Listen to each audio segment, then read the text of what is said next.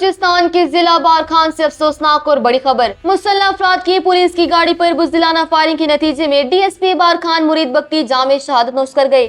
تفصیلات کے مطابق بلوچستان کے ضلع بارکھان میں کٹھا چوکی کے مقام پر نامعلوم مسلح افراد نے پولیس کی گاڑی کو نشانہ بنایا۔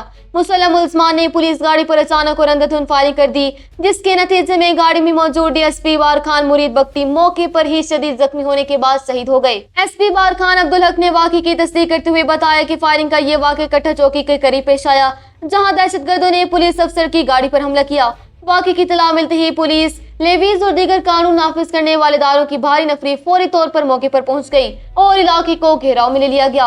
ایس پی عبدالحق کے مطابق واقعے میں ملوث مسلح ملزمان کی گرفتاری کے لیے علاقے میں بڑے پیمانے پر سرچ آپریشن کا آغاز کر دیا گیا اور تمام راستوں کی ناکہ بندی کر دی گئی۔ انہوں نے عزم کا اظہار کیا کہ ڈی ایس پی مرید بختی کی شہادت میں ملوث عناصر کو جلد از جلد قانون کے کٹہرے میں لایا جائے گا۔